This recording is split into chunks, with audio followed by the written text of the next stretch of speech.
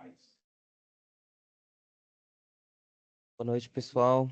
Eu esperei aqui um certo tempo, não tive aderência de vocês aqui no nosso momento é, EAD síncrono aqui, né? Realmente vocês presentes comigo online, então eu vou iniciar o nosso conteúdo.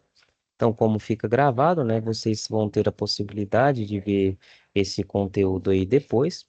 Eu só quero ressaltar, né, a importância desse encontro presencial em que a gente pode realmente trocar, né, ideias aqui, tirar dúvidas e ter esse bate-papo, né, essa troca de informações de forma ao vivo aqui, né? Então, se esforcem realmente para entrar nesse momento presencial aqui, para que a gente tenha, né, essa maior aí interatividade. Então, pessoal, eu vou iniciar hoje, né, um conteúdo sobre os circuitos, né, montagem de circuitos chamados de circuitos sequenciais. Então, para que uma máquina execute um determinado ciclo de trabalho, como esse dispositivo de dobra de chapas mostrado nessa figura, né, é preciso que os seus atuadores, os cilindros pneumáticos ou cilindros hidráulicos, eles se movimentem em uma forma lógica, certo? Então, a principal característica, né, dos circuitos sequenciais é um movimento ordenado. Deixa eu colocar uma letra. Então, eu tenho, né, circuitos que executam movimentos ordenados. Ou seja, que o movimento, né, dos nossos atuadores sigam uma sequência lógica. Então, por exemplo, aqui, né? Esse nosso circuito nomeado como A e esses dois como B aqui, então o cilindro A, né? Ele avança para realizar esse primeiro movimento aqui de estampagem da peça. Depois, o conjunto, né, dos nossos cilindros B avançam para fazer essas dobras e assim sucessivamente, né? Em uma produção em série. Então, note que realmente eu preciso avançar primeiro o pistão A, depois eu avanço esse conjunto de pistões B aqui, e depois, né, eu recuo, eu preciso recuar, né, esses dois pistões B, e depois eu recuo o meu pistão A. Então, note, né, que eu tenho uma certa sequência de ordens, de movimentos para ser executados, certo? Então, um circuito que ele é projetado para garantir essa ordem, né, de movimentos é chamado de circuito sequencial, certo? Em uma linguagem, né, um pouco mais técnica, a gente diz que um circuito ele é sequencial quando a saída, ou seja, o próximo movimento, ele depende não apenas dos sinais de entradas atuais, mas também, né, daquela história ali do nosso sistema, ou seja, de entradas, né, de etapas anteriores. Então, esses circuitos, eles são muito utilizados em processos repetitivos, certo? Em processos que são feitos, em sequência. Então, exemplo aqui, né, desse processo da nossa figura, em que eu tenho peças feitas de forma sequenciais, né, peças, é, que são feitas ali em linhas de produção, e outro exemplo, né, é quando eu tenho, por exemplo, plantadeiras ali pneumáticas ou plantadeiras hidráulicas, onde o avanço do nosso disco da máquina, a abertura ali do dosador das sementes, o retorno desse mecanismo, ele precisa ocorrer de uma forma sincronizada, repetitiva e segura, certo? Então, esses circuitos sequenciais, ele realmente são montados, né, de uma forma em que obedeça essa sequência lógica de movimentos, certo? Então, para poder ser chamado de circuito sequencial, um sistema pneumático ele precisa realizar a movimentação de pelo menos dois cilindros, né? Então são aplicados em dois ou mais cilindros, certo? E a atuação desses cilindros, eles têm, né, uma determinada ordem para ser seguida. Então, esse circuito exemplificado aqui nesse slide demonstra um circuito sequencial de um elevador de caixas, né? Ou seja, eu tenho ali um determinado processo, né? Por exemplo, de armazenamento dessas caixas em um estoque, em que as caixas elas chegam, né? Através dessa correia transportadora ou desse rolo transportador aqui e ela chega, né, até o primeiro cilindro aqui. Então, esse primeiro cilindro, né, ele avança. Em seguida, o cilindro B avança, empurrando, né, essa caixa para continuar o seu percurso, certo? Depois desse cilindro B atuar, ele retorna, o A retorna para a posição eh, de equilíbrio, né? E somente depois o nosso pistão B ele retorna, certo? Então note que tem, né, uma certa lógica, uma certa sequência de ações. Então se a gente for, né, descrever os movimentos desses atuadores, eu tenho que primeiro, né, eu tenho o meu avanço do pistão A. Então, primeiro ponto, né? Então, antes da gente realmente escrever aqui, né? Tentar representar a lógica desses movimentos, a gente sempre nomeia, né? Os atuadores do nosso circuito. Então, nesse caso, eu tenho dois atuadores, né? Eu chamo de A e de B. Se eu tivesse três, quatro, eu continuaria nomeando esses atuadores para que eu consiga descrever a sequência de atuação deles, certo? Então, quais que seriam as etapas, né? Então, vamos colocar aqui quais seriam os movimentos, né, dos atuadores. Então, eu tenho que primeiro, né, eu tenho um avanço de A, certo? Depois, eu tenho um avanço de B, nomeei como maiúsculo, né? Então, eu tenho que seguir a padronização de nomenclatura. Então, primeiro, né, o primeiro passo, quando a caixa, né, a caixa chega aqui. Ela vem movimentando, certo? Quando ela chega aqui na base do nosso atuador A, certo? Esse atuador ele executa um movimento, né, de atuação, ou seja, ele realmente executa um movimento vertical aqui para cima. Depois, né, quando a caixa já está aqui nessa posição, o nosso pistão B aqui, né, o nosso atuador B executa o seu movimento, empurrando, né, essa caixa para continuar o seu movimento, certo? Note que quando o B ele atua, né, ele executa o movimento, o A ele permanece aqui na posição atuado, certo? Depois, né, quando o pistão A aqui, o atuador A, retorna para a posição de repouso, o pistão B ele tinha permanecido aqui atuado na posição, né, é, que ele empurrou a caixa. Somente depois ele retorna para a posição original. Então note que tem realmente uma sequência aqui. Então, primeiro eu tenho um avanço de A, depois eu tenho um avanço de B, certo? Depois eu tenho um recuo de A. Então, note que o A ele recua e depois, né, eu tenho um recuo de B, certo? Então, eu tenho uma sequência de ações. Então, para o B avançar, o A tem que ter avançado, certo? Para o A recuar, o B tem que ter avançado, e assim sucessivamente. Então, realmente tem, né, uma sequência de ações a serem realizadas por esses atuadores.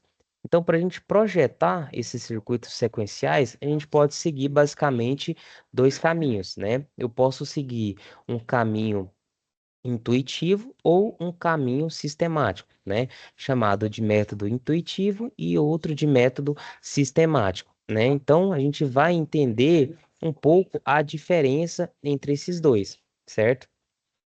Então, no método intuitivo, ele é o método mais comum entre os técnicos e os projetistas com mais experiência prática, né? Por quê? Porque nele o nosso circuito ele é montado diretamente com base na experiência do técnico, na vivência dele com esse tipo de circuito e em testes práticas. Ou seja, vai ali no método de faz e vai testando, né, no método do olho ali.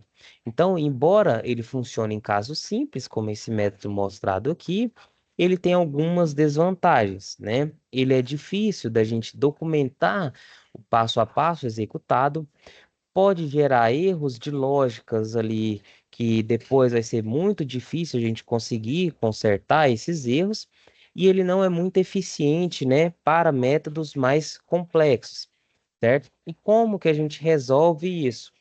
Através, né, do método sistemático, certo? O método sistemático, ele realmente traz uma abordagem científica à execução daquele determinado circuito, né? Sendo ali mais preciso e mais seguro, e aplicado a sistemas mais complexos, né? Com mais atuadores, com mais sequências de movimento. Então, o método sistemático, ele envolve uma sequência lógica de etapas, certo? Então, primeiro eu vou definir o ciclo de trabalho desejado, depois eu vou elaborar o que a gente chama de diagrama de movimento dos nossos atuadores, né? Eu vou definir quem faz o quê e em que ordem é realizado esse movimento. Ou seja, eu vou definir qual pistão vai atuar e quando que esse pistão vai atuar. Ou eu vou definir quando uma válvula vai trocar de posição e como que ela vai trocar de posição. Feito isso, eu vou escolher, né, os nossos atuadores e os nossos sensores. Somente depois eu vou desenhar o nosso circuito com a simbologia adequada e vou fazer os testes e validações desse circuito. Então, note que eu tenho uma sequência, né? Realmente uma receita de bolo de como realizar a montagem desses circuitos.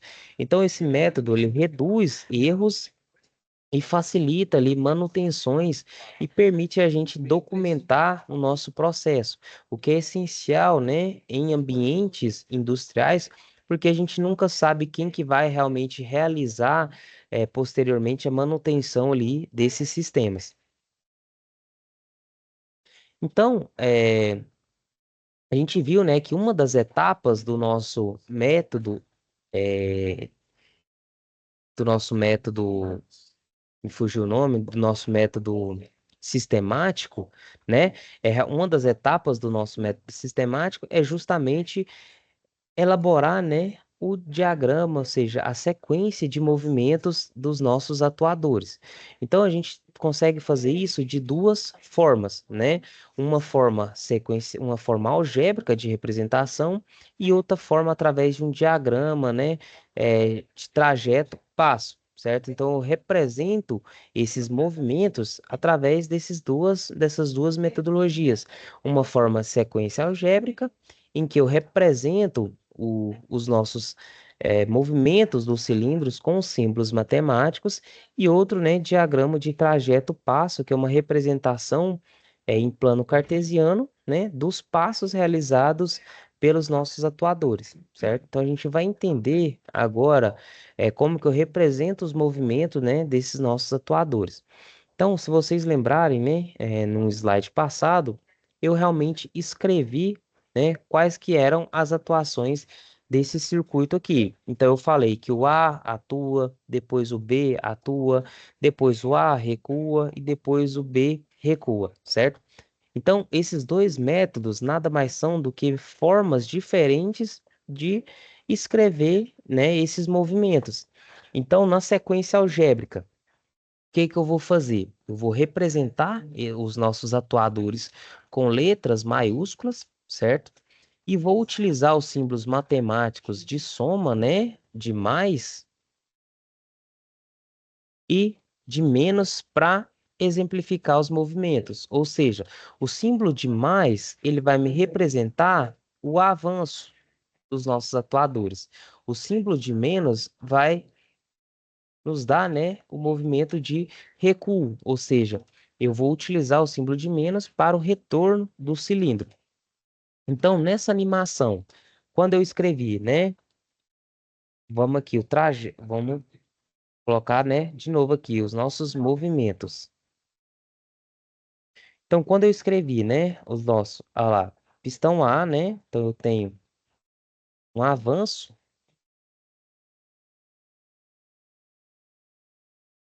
Quando eu tenho um avanço de A, certo? Eu represento, né, como A mais. Quando eu tenho um avanço de B, eu tenho um B mais, ok? Quando eu tenho o recuo de A, eu represento como A menos. Quando eu tenho o recuo de B, eu eu represento como B menos, certo? Então, esse movimento, ele é representado da seguinte forma: A mais, B mais, A menos, B menos, justamente mostrando, né, que o meu A avança, depois de A avançar, eu tenho um avanço de B, certo? Depois do B ter avançado, eu tenho o retorno do cilindro A. Depois do cilindro A ter recuado, né, ter retornado, eu tenho o retorno de B. Então, eu faço, né, essa representação através do símbolo, né, de uma representação algébrica aqui. Já na sequência de passos, né? Em sequência, no diagrama de trajeto passo, eu já represento esses movimentos através de um plano cartesiano, certo? Então, eu tenho uma representação, né? Em um plano cartesiano aqui, certo? Dos nossos cilindros A e cilindro B, certo? Então, eu divido esse plano aqui em dois e cada movimento, né? Cada passo desse cilindro eu represento como número aqui nas nossas abscissas, certo? Então eu vou ter o quê? Tenho um, dois, três, quatro movimentos. Então eu tenho quatro movimentos. Um, dois, três, quatro. Então o primeiro movimento, o nosso A avança, certo? E o B ele está aqui, né, na posição recuada. Depois, no movimento, né, de 1 para 2, eu tenho um avanço aqui do cilindro D, correto? E o cilindro A ele permanece atuado. Então aqui, ó, é uma linha de atuado e aqui é uma linha de recuado, né? Recuado para o A e avanço para o B, certo? Depois, né, que o B avançou, eu tenho um retorno, né, do cilindro A e o B que ele permanece na posição atuada, certo? Depois o B retorna para a posição e o A, né, está permanecido aqui na posição recuada. Então note, né, que eu descrevi os movimentos dos pistões aqui, dos atuadores, de três formas. Uma forma realmente escrita aqui, a nossa forma algébrica e a nossa forma através de diagrama de trajeto passo, certo? Então, aqui, né, eu trouxe realmente para a gente entender melhor como escrever essa sequência algébrica e como interpretar essa descrição de movimentos através dessa sequência algébrica. Então, cada letra maiúscula, né, da nossa descrição representa um atuador diferente. Então, para cada atuador do nosso circuito, eu represento ele através de uma letra maiúscula, certo? E aí, né, eu vou definir através da sequência de movimentos se ele vai avançar ou se ele vai retornar, ok? Então, em relação às sequências algébricas, caso a gente tenha uma movimentação, né, simultânea de dois atuadores, a gente representa isso através de parênteses, ou seja, então nessa representação aqui, ó, eu tenho que o atuador A, B e C vão recuar ao mesmo tempo, certo? Então, esse nosso circuito aqui da imagem, né? A gente representou no slide passado, mas basicamente eu tenho um A atuando, depois a atuação de B, depois o A retorna e o B retorna, certo? Já nesse circuito, nessa sequência de baixo aqui, qual que seria a sequência de movimentos? Eu tenho, né, também dois atuadores, certo? A e B, só que agora A avança, depois o B avança, e agora o B recua e só depois o A recua, certo? E nesse exemplo aqui, né? Então vamos fazer a leitura desse exemplo. Então eu tenho uma sequência de movimentos. Então, o primeiro movimento, eu tenho que o A ele vai avançar, certo?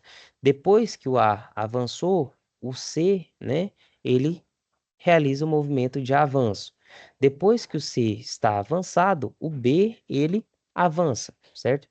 E aí no final, né, tanto o A quanto o B quanto o C, ele retorna para a posição de repouso de forma simultânea, certo? Então eu tenho que primeiro o A avança, depois o C, depois o B, certo? E eles todos recuam ao mesmo tempo. Então, na descrição algébrica, quando eu quero indicar, né, que os movimentos dos cilindros eles acontecem simultaneamente, a gente utiliza os parâmetros, os parênteses na representação, certo? Então, caso a gente queira alterar a sequência para realizar o retorno de ambos os cilindros ao mesmo tempo, a gente pode, né, utilizar essa representação entre parênteses. Então, se nesse exemplo aqui eu pudesse ter, né, um retorno de A e de B ao mesmo tempo, eu alteraria essa sequência aqui, basicamente colocando o parênteses aqui. Então, eu estou dizendo que o A avança, depois o B avança e os dois retornam à posição ao mesmo tempo, certo? Então é assim que eu represento, né, movimentos simultâneos dos nossos atuadores. E agora, né, o nosso diagrama trajeto-passo. Então eu fiz ele lá de forma de rascunho, só que aqui eu trouxe um gráfico, né, representando melhor aqui como que se dá a, a realização desse diagrama, né? Então, a representação dos movimentos através do diagrama de trajeto-passo, ele é representado, né, por esse plano cartesiano, em que cada passo ele é representado por uma sequência numérica aqui nos nossos eixos das abscissas, que é o eixo X, certo? Já no eixo das nossas ordenadas, que é o eixo Y, a gente tem o trajeto percorrido por cada um dos cilindros, sendo a movimentação no sentido positivo, né? É, eu tenho o avanço, né? Sendo a movimentação no sentido positivo, o avanço, no sentido negativo, o retorno do nosso atuador, certo? Então, essa sequência representada no trajeto passo é A mais B mais, né? Ou seja, A mais aqui, depois B mais, depois A menos, que é aqui, certo? Depois B menos, certo? Então, se eu fosse pegar um desses exemplos, né? Então, vamos fazer um diagrama agora da sequência A mais B mais B menos, depois A menos, certo? Que é esse segundo exemplo aqui, né? Então, como que ficaria essa sequência algébrica aqui, né? Deixa eu apagar aqui para não dar confusão. Em termos de diagrama de passos. Então, o primeiro passo, né? Eu traço aqui as nossas linhas, né, de avanço, então mais, menos, nosso cilindro A, certo? Traço a linha de mais, de avanço, né, e de recuo aqui do B, né, linha menos, e aqui o nosso cilindro B, e eu determino, né, a quantidade de passos que eu vou ter. Então, eu tenho 1, 2, 3, 4 passos, né? Então, eu divido aqui o nosso passo em 1, 2, 3, 4, certo? Que aqui vai nos dar o nosso trajeto. Então, vamos lá. Primeiro movimento. Eu tenho que o nosso A, ele avança para a linha, né, de cima aqui. E o B, ele permanece em repouso. O segundo movimento, né, a segunda linha de movimento aqui, que é o movimento de 2 para 3, eu tenho um avanço de B e o A, ele permanece, né, atuado, certo? E aqui é que entra a diferença. Agora, o nosso B, ele realiza um movimento de retorno e o A, ele permanece aqui realmente atuado, certo? No quarto passo, né, no quarto movimento, o B, ele permanece atuado aqui, enquanto o nosso A, né, ele retorna para a posição de repouso, certo? Então, eu posso ter nessa representação dos movimentos de duas formas diferentes, tanto na forma de trajeto passo, né, quanto na forma na nossa sequência algébrica. Então, vamos fazer o nosso exemplo, né? Então, aquela sequência, né, que eu mostrei no passado, no slide passado aqui, é realmente essa sequência aqui desse processo aqui de conformação dessa peça. Então, para reforçar esse nosso entendimento, a gente vai fazer a representação desse circuito sequencial de um dispositivo de dobra representado, né, por essa animação. Então, observando essa animação, né, a gente tem a presença de dois grupos de atuadores, né? Eu tenho o nosso atuador A, certo? Nosso atuador A aqui e o nosso conjunto, né, dois atuadores B, certo? Então, a gente, o primeiro movimento desse diagrama, dessa ilustração, né, dessa animação, o primeiro movimento que ocorre é o posicionamento, né, da peça aqui na superfície, né, o primeiro movimento de avanço aqui do A, o primeiro movimento de estampagem.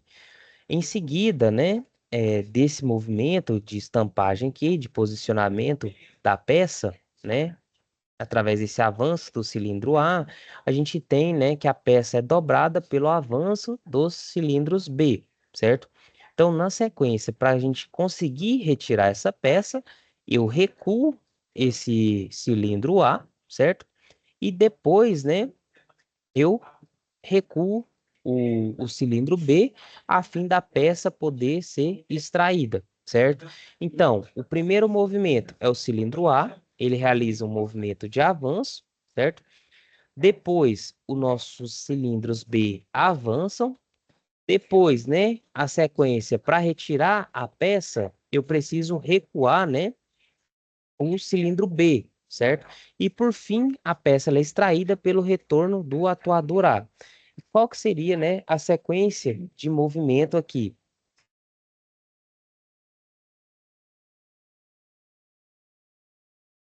Eu tenho, né, um avanço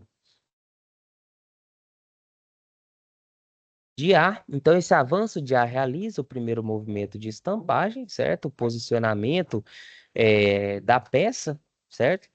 Depois, o cilindro B aqui, né, ele avança. Então, eu tenho um avanço de B.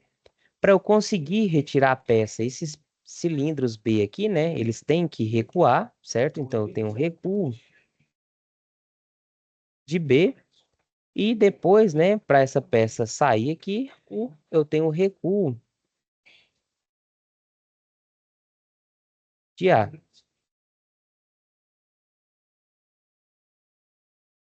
certo? Como que ficaria isso, né, em uma sequência algébrica? Então, lembra lá, avanço eu utilizo o símbolo de mais, retorno eu utilizo o símbolo de menos. Então, o avanço de A é A mais, o avanço de B é B mais, o recuo de B é B menos e o recuo de A é A menos. Então, a sequência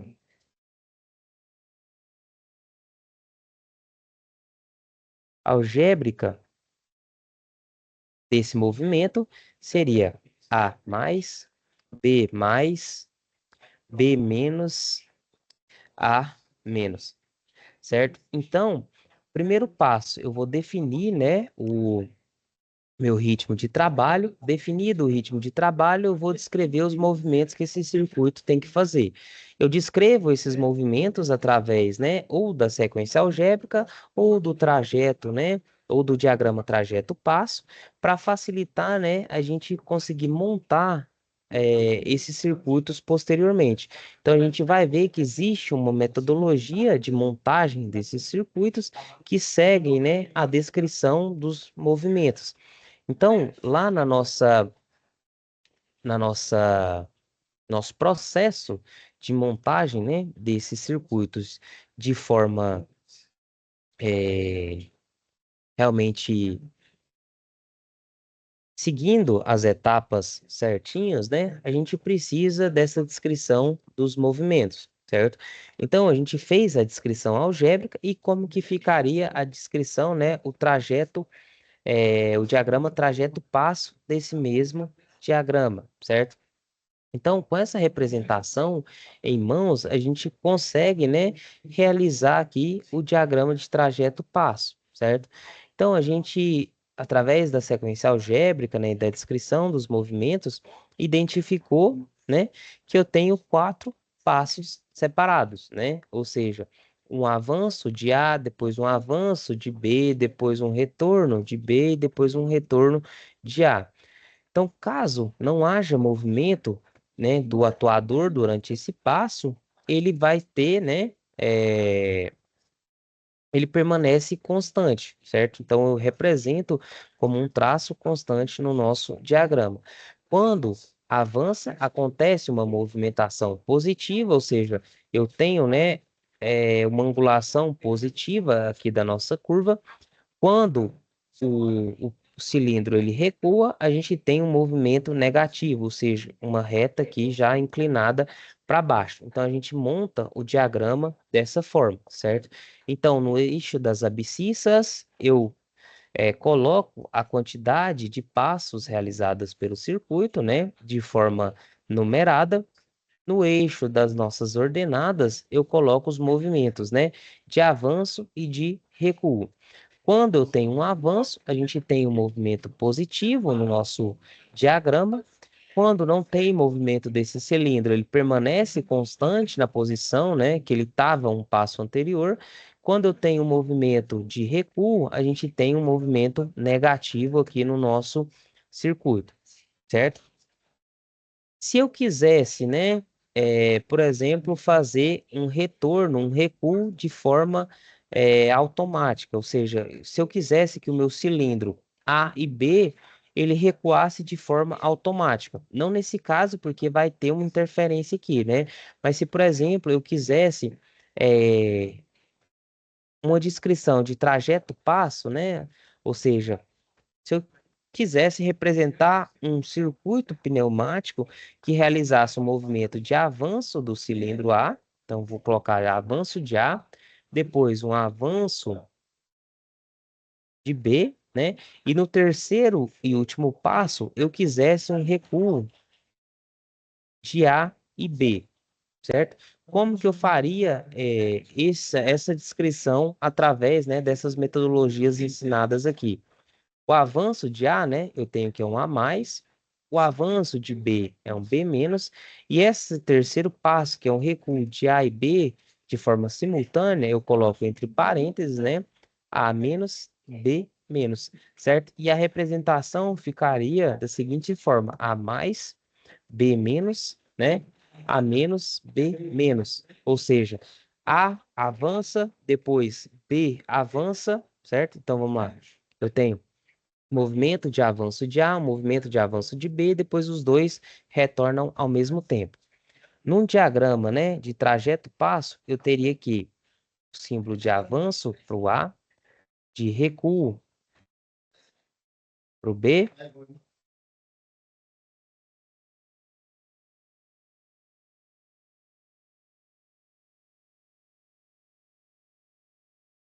certo? Eu tenho as linhas de movimento aqui de A e B.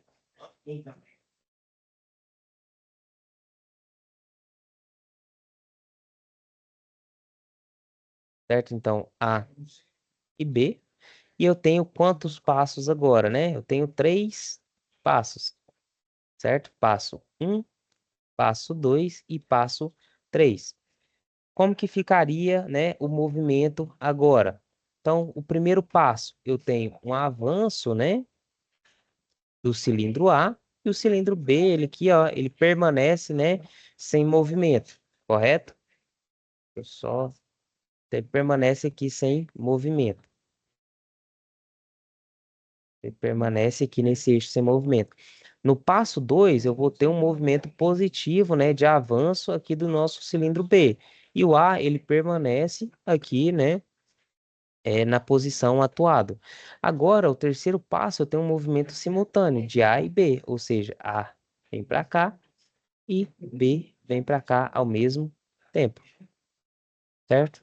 Então, eu consigo representar, né, de forma algébrica e de forma de diagrama de trajeto passo, ok? E a construção, né, do nosso sistema sequencial, ele pode ser feito, como eu disse, né, de forma intuitiva ou de forma realmente ali estruturada, né? Então, a gente tem, né, dois métodos de resolução quando a gente faz a construção de forma intuitiva. É, então, a gente tem, né, a construção desses circuitos do sistema sequencial, ele pode ser feita intuitivamente, porém existem dois métodos de resolução, sendo eles, né, na pneumática chamados de comando cascata e comando passo a passo, ou sequência mínima e sequência máxima, respectivamente na eletropneumática, certo? Então, o método intuitivo ou direto, ele é uma forma simples da gente criar uma sequência, certo? E ele consiste ali em ligar diretamente aqui no nosso atuador sinais de fim de curso, certo?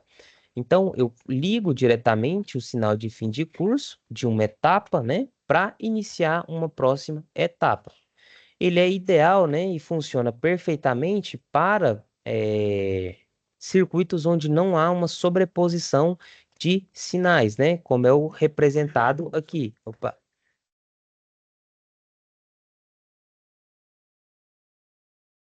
deixa eu ver, deu um erro aqui.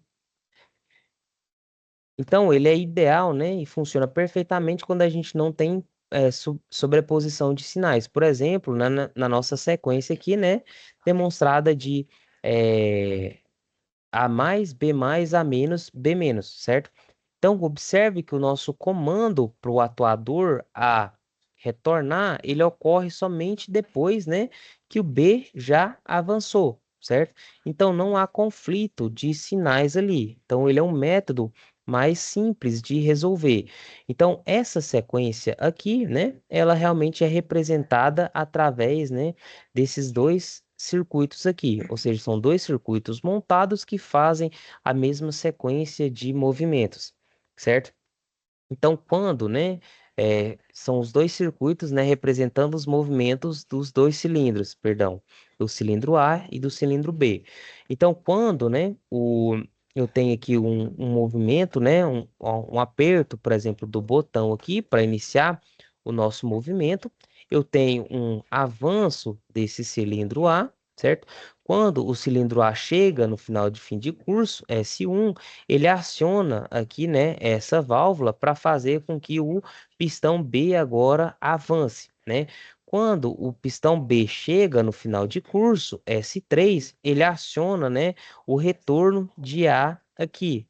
Acionando o retorno de A, quando ele chega na posição final, né, no fim de curso, S0, ele inicia o retorno de B, né, através da atuação dessa válvula aqui, né, um sinal de S0, certo?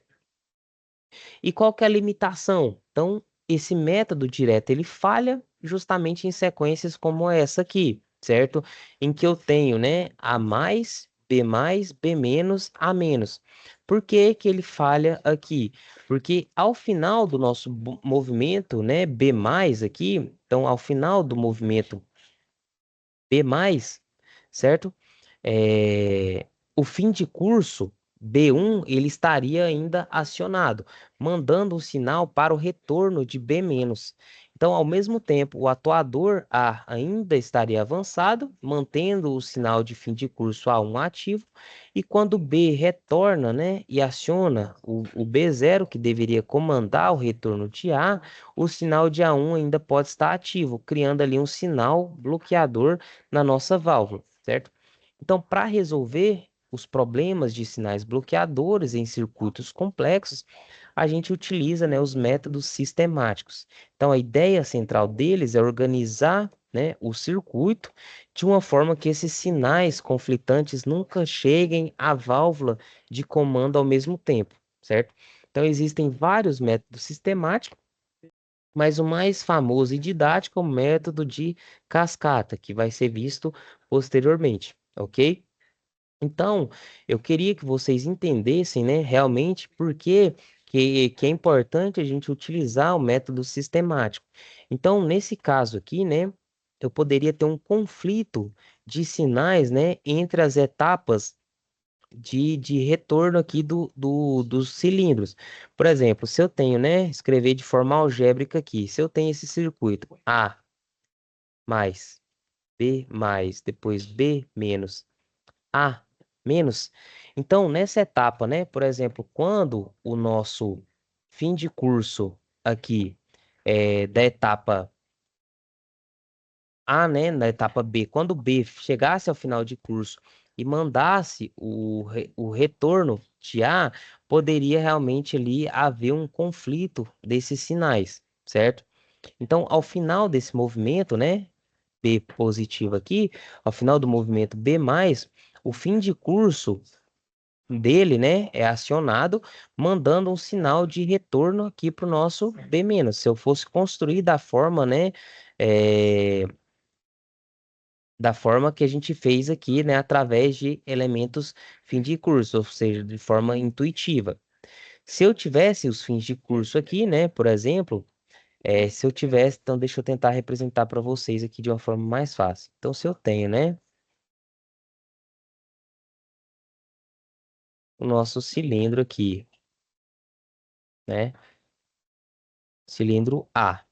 Então, eu tenho aqui um fim de curso aqui, né, que eu chamei, por exemplo, é, de A0, e aqui, vou desenhar melhor aqui, para ficar mais fácil o entendimento. Então, se eu fosse, né, fazer esse circuito através do método intuitivo, realmente colocando apenas elementos de fim de curso no final de cada cilindro, certo? E usasse ele para fazer, né, o comando das válvulas. Então, se eu tivesse, né, o nosso cilindro A aqui, nessa posição, eu tenho um fim de curso A0 e aqui A1, certo? E esse aqui é o nosso cilindro A.